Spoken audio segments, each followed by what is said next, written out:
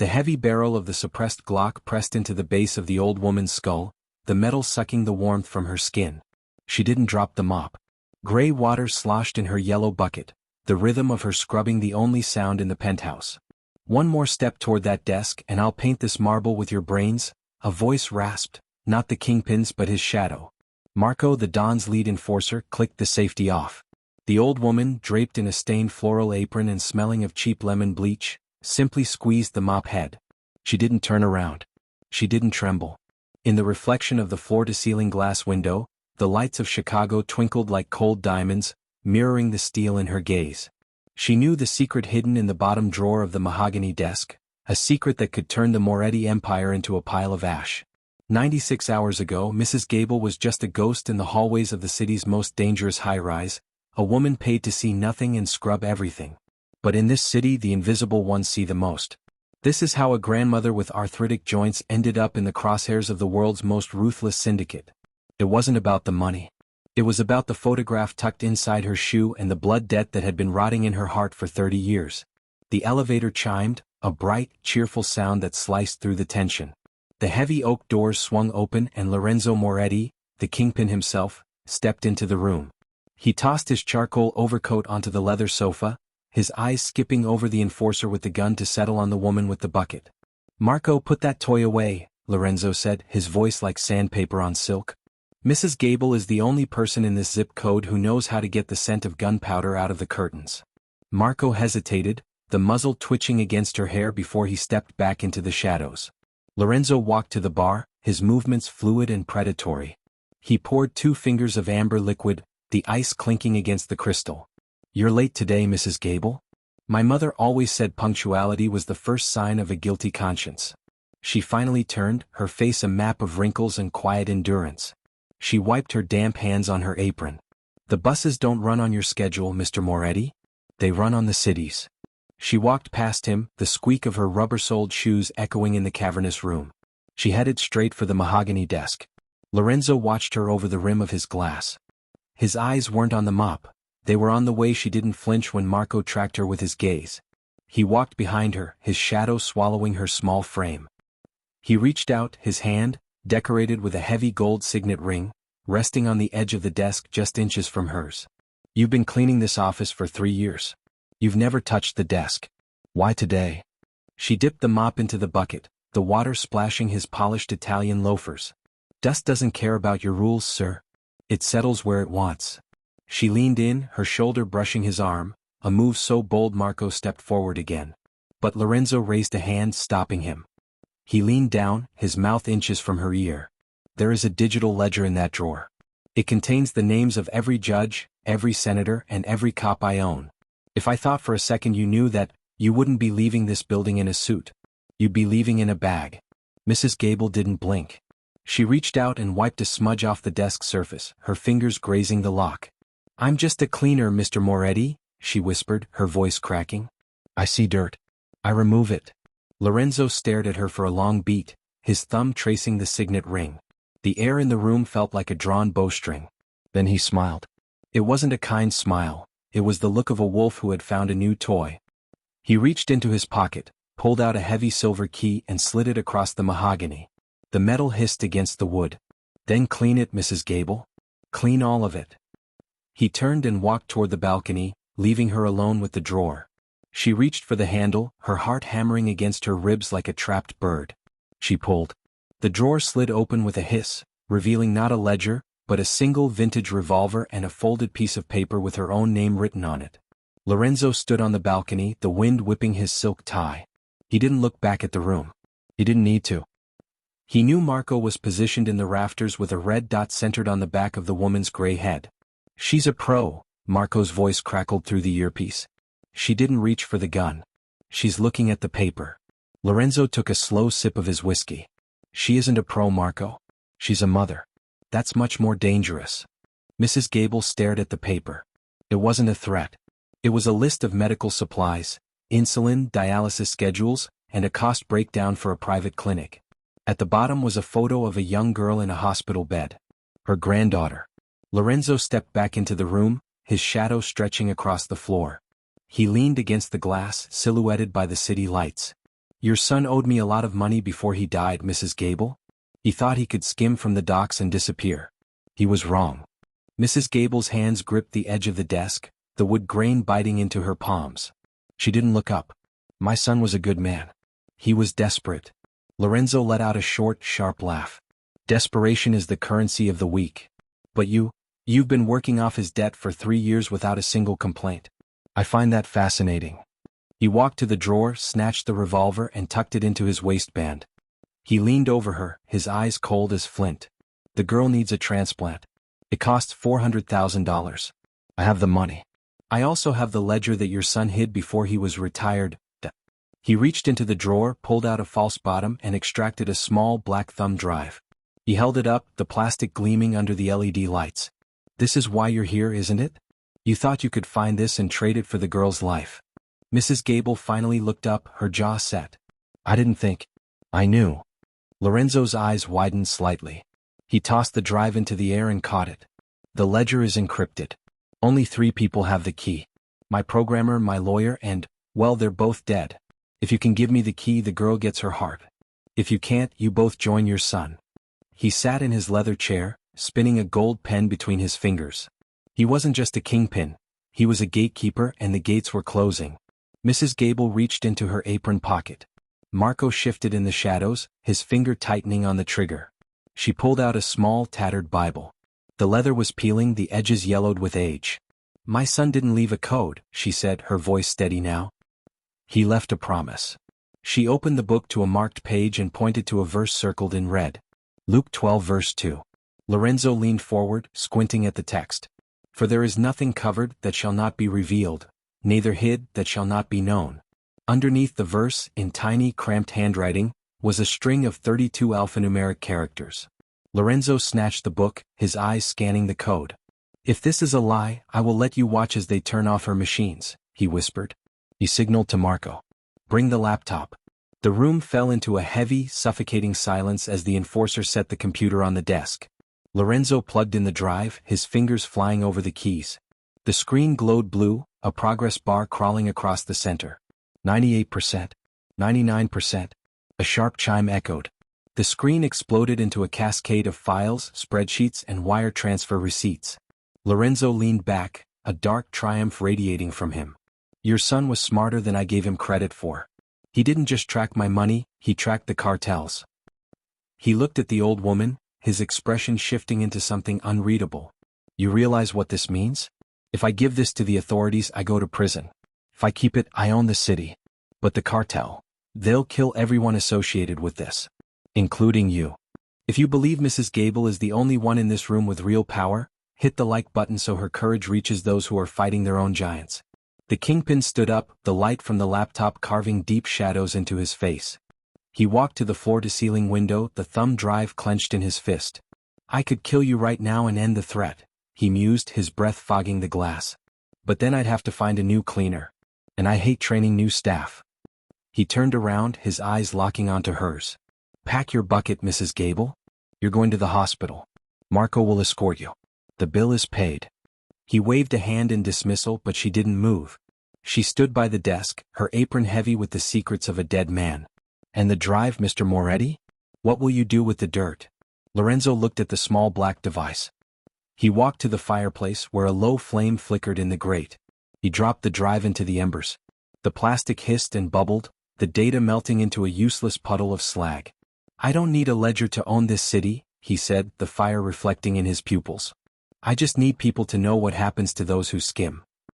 He signaled to Marco, who lowered his weapon and stepped toward the old woman. As she walked toward the elevator, Lorenzo called out. Mrs. Gable? Don't be late tomorrow. The windows are filthy. The hospital smelled of antiseptic and artificial flowers. Mrs. Gable sat by the bed, the rhythmic hiss and click of the ventilator the only thing keeping the silence at bay. Her granddaughter, Maya, was a pale shadow against the white sheets. A nurse entered, her face masked in a professional smile. The surgeon is ready, Mrs. Gable. The donor heart arrived 20 minutes ago. It's a miracle. Mrs. Gable nodded, her fingers tracing the edges of the Bible in her lap. She knew it wasn't a miracle. It was a transaction. As the orderlies wheeled the bed toward the double doors of the surgical suite, a man in a black suit stood in the hallway. It wasn't Marco. It was a man she didn't recognize, his hands folded in front of him. He stepped forward as the bed passed, dropping a small heavy envelope into her lap. "A gift from Mr. Moretti," he whispered. "For the recovery." He vanished into the crowd before she could speak. She opened the envelope. Inside was a thick stack of $100 bills and a small gold signet ring. The same ring Lorenzo had been wearing. Her hands began to shake. She knew what the ring meant. In the Moretti family, the ring was passed to the successor. But Lorenzo was young, healthy, and untouchable. She stood up, her legs feeling like lead, and walked toward the hospital's television lounge. A small group of people were gathered around the screen, their faces illuminated by the flickering news report. Breaking news out of the Gold Coast. A massive explosion has leveled the Moretti penthouse. Early reports indicate no survivors. Police are calling it a targeted hit by the Navarro cartel. Mrs. Gable felt the world tilt. She sat on the vinyl chair, the gold ring burning a hole in her palm. Lorenzo hadn't burned the drive to protect his empire. He had burned it to draw the cartel's fire away from her. He had traded his life for the ledger, and the ledger for her granddaughter's heart. She looked down at the ring, the Moretti crest staring back at her. She wasn't just a cleaner anymore. She was the keeper of a legacy built on blood and lemon bleach. She walked back to her granddaughter's room, her reflection in the hospital windows looking older, sharper. She realized that Lorenzo hadn't just paid the debt. He had inverted it. She reached into her apron pocket and pulled out a small, encrypted device she had swapped for the thumb drive while Lorenzo was looking at the fireplace. The real ledger was still in her hand. The miracle hadn't even begun. 6 months later, the city was in chaos. The power vacuum left by Lorenzo's death had turned the streets into a war zone. The Navarro cartel moved in like a virus, thinking the throne was empty. They didn't know about the ghost in the machine. Mrs. Gable sat in a small, cramped apartment in the suburbs, the glow of 3 computer monitors illuminating her face. Maya was playing with blocks on the floor, her cheeks rosy, her heart beating with the strength of a lion. Mrs. Gable's fingers flew over the keys. She wasn't scrubbing floors anymore, she was scrubbing bank accounts. She had used the ledger to systematically drain the cartel's front companies, funneling the money into anonymous charities and local precincts that hadn't been bought yet. She was the elderly cleaner, and she was making the city spotless. A notification chimed on the screen. Access denied. Internal breach detected. Her blood turned to slush. She checked the source of the breach. It was coming from a secure server she thought was dead.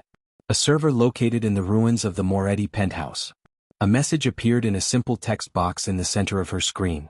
"You missed a spot, Mrs. Gable." She felt a presence behind her. The air in the room suddenly smelled of expensive cologne and Cuban tobacco. She didn't turn around. She didn't reach for the handgun hidden in the diaper bag. She simply kept typing. "The buses were late again, Mr. Moretti?" The sound of a lighter flicked.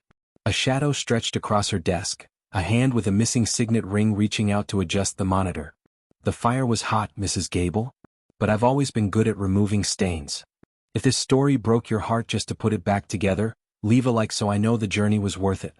Lorenzo Moretti stood in the dim light of the apartment, his face a mosaic of burned scars and surgical mesh. He looked down at the girl on the floor, his expression softening for a fraction of a second before the cold steel returned to his eyes. He wasn't the Kingpin anymore. He was a dead man walking. He leaned over her shoulder, his hand resting on the back of her chair. "The cartel is looking for the woman who stole their billions. They think it's a high-level hack by the Russians. They don't suspect the grandmother in the floral apron." He pulled a small black folder from his coat and laid it on the desk. "The Navarros are meeting tonight at the old shipyard. All of them. One room. One chance to finish what we started." Mrs. Gable looked at the folder, then at the man she thought she had buried. "I don't kill Lorenzo. I clean." Lorenzo leaned in, his voice a whisper that felt like a cold breeze. "In this city, Mrs. Gable, there's no difference. If you don't take out the trash, the house burns down." He turned toward the door, his silhouette blending into the shadows of the hallway. "The shipyard. 11 p.m. Bring the ledger." The shipyard was a graveyard of rusted hulls and rotting timber. The fog rolled off the lake like a funeral shroud, muffling the sound of the city. Mrs. Gable walked through the gate, her yellow bucket in one hand, the ledger in the other. She looked like a woman who had lost her way, a senile cleaner wandering into a lion's den. 2 guards intercepted her, their rifles leveled at her chest. "Lost Grandma? This isn't the bus stop." She didn't answer. She simply held up the ledger. I have something for Mr. Navarro. Something he's been missing. They led her into the central warehouse, where a dozen men sat around a crate piled with white bricks and automatic weapons.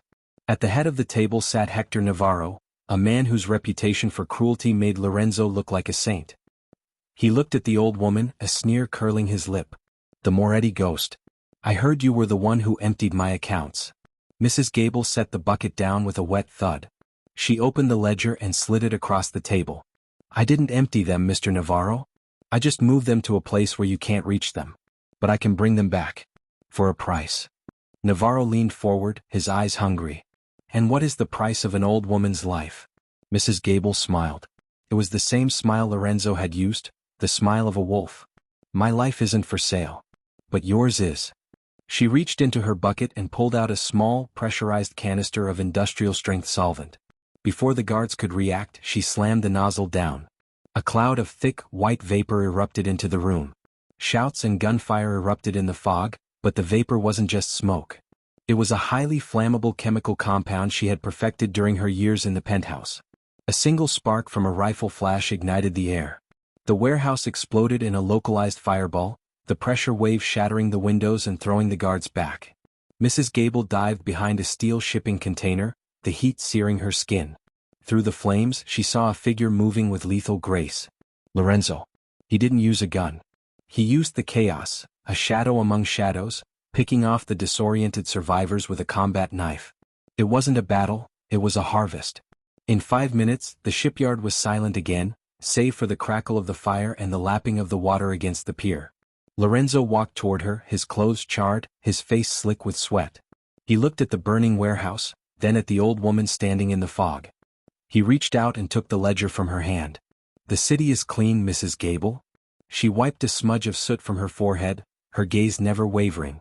No, Lorenzo. The city is empty. There's a difference. She turned and walked toward the gate, the yellow bucket swinging by her side. Subscribe if you want to see the final chapter where Mrs. Gable realizes that the real Kingpin was never Lorenzo. It was the secret her son died to protect. A year later, the Moretti estate was a public park. Children played on the grass where bodyguards once stood. Maya was there, running through the sprinklers, her laughter echoing off the stone walls. Mrs. Gable sat on a bench, a new Bible in her lap. She wasn't wearing an apron. She was wearing a tailored suit, her gray hair pinned back in a sharp, professional bun. A man sat down next to her. He was young, his face unscarred, his eyes bright with ambition. He looked like the man Lorenzo could have been. The board is ready for you, Madam Chairwoman, he said, his voice respectful. She didn't look up from her book. Tell them I'll be there in 5 minutes. I'm just finishing a chapter. The man nodded and walked away. Mrs. Gable closed the Bible and looked at the park. She had used the billions she stole to buy the city's debt, turning the Moretti empire into a massive non-profit that owned the housing, the hospitals, and the schools. She had become the Kingpin, but the throne was a park bench, and the army was the people she had saved. She felt a hand on her shoulder. She didn't need to look. She knew the scent of the cologne. You missed a spot, a familiar voice whispered. She smiled, the wrinkles around her eyes deepening. I didn't miss it, Lorenzo. I left it for you to fix. She stood up, straightened her jacket, and walked toward the city. The ghost followed, a silent shadow protecting the woman who had scrubbed the blood off the world. Maya ran up to her, hugging her knees. Grandma, look. I found a gold ring in the sand. The girl held up the signet ring, the Moretti crest gleaming in the afternoon sun. Mrs. Gable took the ring and tucked it into her pocket. It's just a toy, Maya. The real treasure is the heart that lets you find it. As they walked toward the car, the city skyline glowed in the distance. The shadows were still there, but they were different now. They weren't hiding monsters, they were guarding the light. The cleaner had finished her work, and for the first time in 30 years, the air smelled like rain instead of bleach. Before the final resolution, if you believe that true power is found in the things you give up, not the things you take, hit the like button so this story remains a beacon for the invisible. The car door closed with a solid, expensive thud. Mrs. Gable looked at the ring one last time before dropping it into the storm drain. The metal clinked against the iron bars and vanished into the darkness. She didn't need a signet. She didn't need a throne. She just needed a mop, a bucket, and a reason to keep the world from getting dirty again. The ghost in the front seat put the car in gear and drove into the sunset. The Kingpin and the cleaner, two ghosts who had finally found a home in the light. The car glided through the quiet streets of the suburbs, the engine a low hum that seemed to vibrate in my very bones. Lorenzo, or whatever remained of the man who once called himself a king, kept his eyes on the road, his scarred hands steady on the wheel. He hadn't spoken since we left the park, but the silence wasn't empty, it was a pact. We had turned the city into a sanctuary, but sanctuaries are fragile things, built on the bones of the men who tried to burn them. "You're thinking about the ring," Lorenzo said, his voice cutting through the quiet. He didn't look at me, but I saw his eyes in the rearview mirror, sharp, observant, still tracking every shadow in the trees we passed. "You think dropping it in the drain makes you a civilian? It doesn't. You're the one who signed the checks for the new precinct, Mrs. Gable. You're the one who authorized the cleaning of the docklands. You didn't throw away the crown. You just made it invisible." I leaned my head back against the leather seat, watching the street lamps flicker past. "The city doesn't need a crown, Lorenzo. It needs a conscience. If that makes me a target, then I've lived long enough to know how to duck." Suddenly the car's dashboard screen flickered. A jagged line of static cut through the GPS map, replaced by a single grainy image. A photo of the yellow bucket I had left at the shipyard, now sitting in a sterile, white room. Beneath it, a line of text scrolled in a harsh, digital font. "The dust never settles. The Foundation is watching." Lorenzo slammed on the brakes, the tires shrieking against the asphalt as we skidded to a halt in the middle of a deserted intersection. He didn't swear. He just reached into the glove box and pulled out a tablet, his fingers flying over the screen.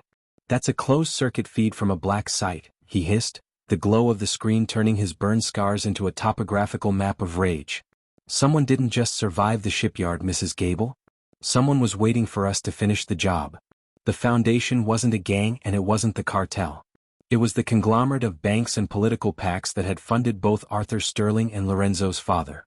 They were the architects of the grime we had been scrubbing away, the men who viewed the city as a spreadsheet and the people as rounding errors. By draining the cartel's accounts, I hadn't just taken their money, I had stolen the Foundation's dividends. We spent the next 48 hours in a basement that smelled of cold concrete and copper. This wasn't the luxury of the penthouse or the warmth of my apartment. This was a war room. Lorenzo had mapped out the Foundation's board of directors, 12 men and women who hadn't stepped foot in Chicago in a decade, but who owned every brick of it. "They're moving on Maya," Lorenzo said, his voice flat. He pointed to a satellite image of the school I had built. A black van was idling at the corner, its windows tinted to a mirror finish. My heart didn't race, it turned to ice. I didn't reach for a mop this time. I reached for the tablet. "They want a transaction," I said, my voice steady enough to chill the air. "They think I'm like them. They think I'll trade the ledger's digital keys for the girl's safety."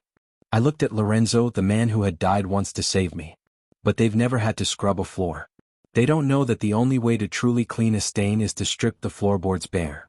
If you believe that a grandmother's love is the most dangerous weapon in the world, hit the like button so this story reaches the ones who think they are untouchable." The confrontation didn't happen in a shipyard or a penthouse. It happened in the boardroom of the First National Bank, at 4 a.m. on a Sunday. The 12 directors sat around a table made of petrified wood, their faces blurred by the low, strategic lighting. I walked in alone, wearing my old floral apron over my suit, carrying the yellow bucket. "Mrs. Gable," a man at the head of the table said. His voice was cultured, devoid of the grit of the streets. "You've caused quite a disruption in our fourth quarter projections. We're here to discuss a restructuring." I set the bucket on the table. Gray water splashed onto their pristine leather blotters. "I'm not here to restructure," I said, reaching into the bucket and pulling out a small heavy brick of C4 connected to a cellular trigger. "I'm here to finish the cleaning. You've been hiding behind shell companies and shadows for 30 years. But shadows only exist when there's a wall to cast them on." I tapped the screen of my phone. On the massive monitors behind them, a live stream began to play. It wasn't Maya. It was their own private servers, the ones they thought were unhackable. Files were being deleted in real time. Assets were being converted to public crypto and distributed to every citizen in the red line districts of Chicago. "You think you can blow us up and walk away?" the woman to his left sneered. "We are the system." "No," I said, leaning over the table until I could see my own reflection in her expensive glasses. "You're the dirt. And I've always been very good at my job. The building didn't blow up. That wasn't the plan." As I walked out of the boardroom, the doors locked behind me. Lorenzo was waiting in the lobby, dressed in a police captain's uniform he'd borrowed. Behind him stood a line of federal agents. the ones who had been waiting for the ledger's keys to unlock the Foundation's true history. I didn't stay for the arrests. I didn't stay to hear the directors beg. I walked out into the morning air, the scent of the lake breeze finally, truly clean. Lorenzo caught up to me at the curb. He handed me a small handwritten note from Maya. "Grandma, the park is beautiful today. Come play? Is it done?" Lorenzo asked, looking at the building that was now swarming with blue jackets and sirens. "The floors are stripped," I said, stepping into the car. "Now we just have to see what grows in the light." I looked at my hands. They were wrinkled, spotted with age, but they were clean. No more bleach. No more blood. I realized then that the secret my son died to protect wasn't a ledger or a code. It was the knowledge that the world only stays dirty if you're afraid to get your hands wet. Subscribe if you believe the greatest story ever told is the one where the quietest person in the room becomes the loudest voice for justice. We drove back to the park. Maya was there waiting. She didn't see the Kingpin or the architect. She just saw her grandmother. I sat on the bench, opened my Bible to a new page and watched the children play. The city was quiet, but it was a new kind of quiet, the kind that comes after a long day's work. The true end.